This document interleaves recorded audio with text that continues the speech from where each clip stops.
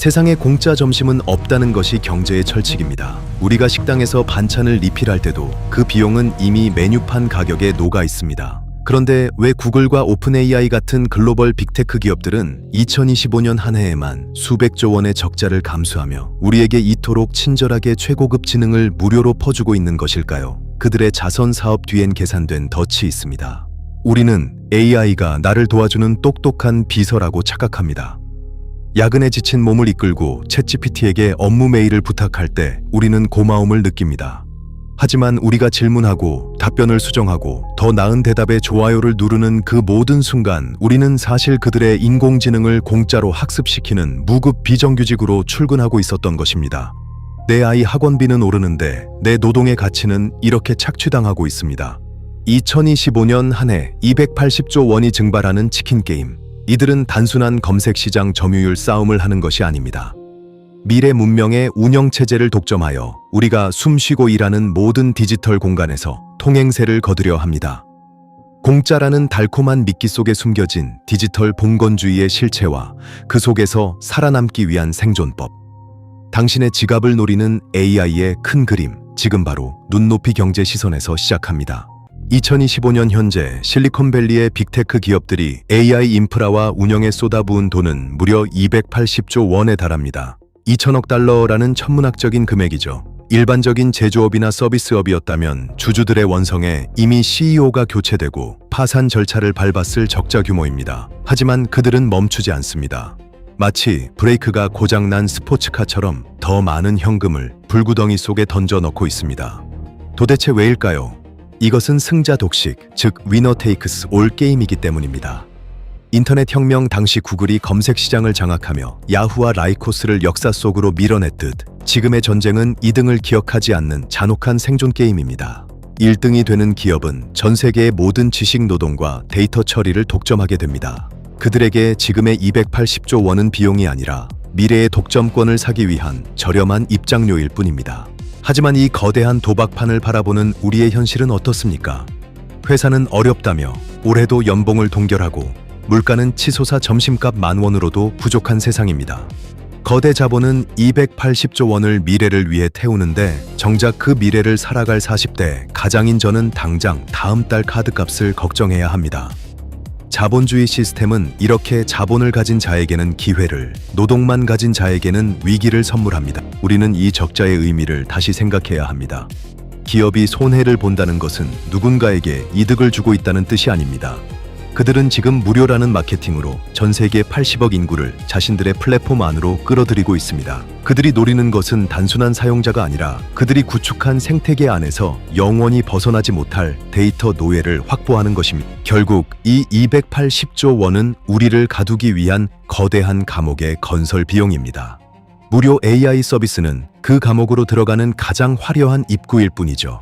우리가 우와, 이게 공짜라니 대박이다라고 감탄하며 친구에게 공유하는 순간 우리는 자발적으로 그들의 영업사원이자 수감자가 되고 있는 셈입니다. 세상에 공짜는 없습니다. 누군가가 비용을 지불하지 않는다면 당신이 혹시 챗GPT나 제미나이를 쓰다가 답변이 이상해서 다시 써줘라고 요청하거나 2개의 답변 중 더 나은 것을 선택해 본 적이 있습니까? 축하합니다. 당신은 방금 실리콘밸리 엔지니어들이 해야 할 일을 대신 해준 것입니다. 이것을 전문 용어로 RLHF, 인간 피드백 기반 강화 학습이라고 부릅니다. AI는 스스로 완벽해질 수 없습니다. 누군가가 정답과 오답을 채점해 줘야만 똑똑해집니다. 과거에는 이런 데이터 라벨링 작업을 위해 기업들이 사람을 고용하고 돈을 지불했습니다. 하지만 지금은 전 세계 수억 명의 사용자가 자발적으로, 그것도 아주 즐겁게 무료로 이 작업을 수행합니다. 우리는 편리함이라는 대가를 얻었다고 생각하지만 사실은 시급 0원짜리 초고급 인력으로 고용된 셈입니다. 기업 입장에서 이보다 더 남는 장사가 어디 있겠습니까? 인건비는 0원인데 품질은 최고니까요. 더 무서운 것은 우리가 제공하는 데이터의 질입니다. 우리가 회사 업무를 보며 교정해준 보고서, 코딩하다가 수정한 에러로그, 번역하다가 고쳐준 문장들. 이것들은 단순한 잡담이 아니라 고도로 전문적인 지식입니다. 저는 가끔 섬뜩함을 느낍니다. 내가 지금 내 업무 노하우를 얘한테 가르쳐주면 나중엔 내 자리가 없어지는 게 아닐까?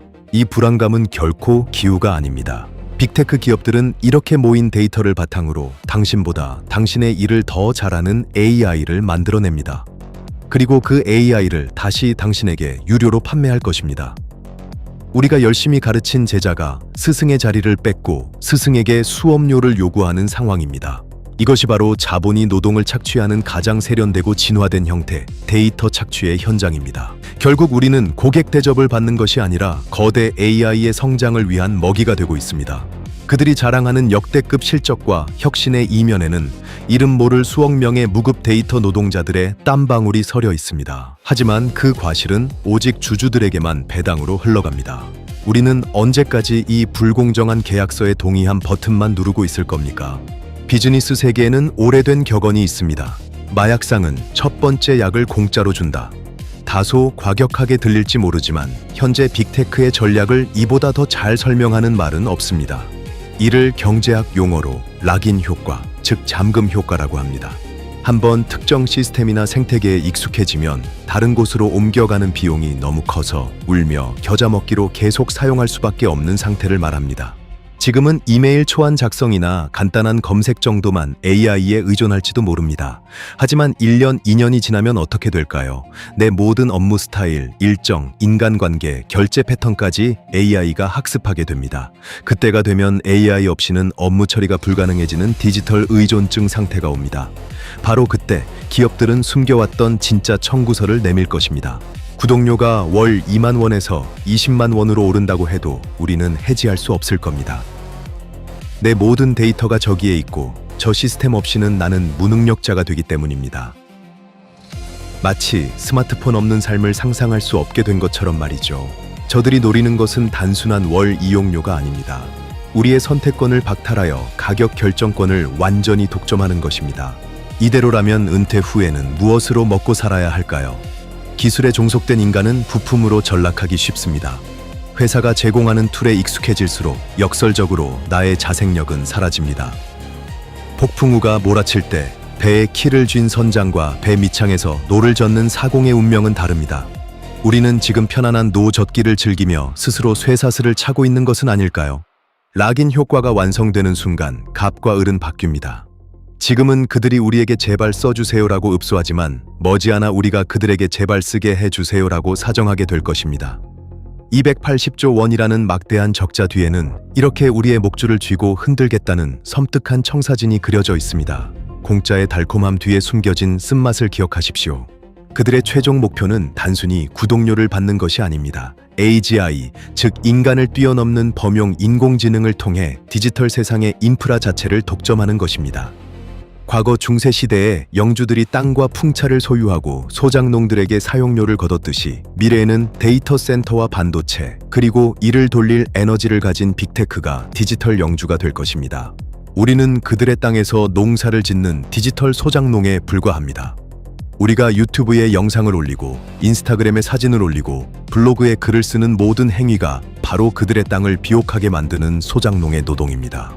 플랫폼이라는 땅은 그들의 것이고 우리는 거기서 나온 수확물의 아주 일부만을 조회수나 좋아요라는 이름으로 배급받을 뿐입니다.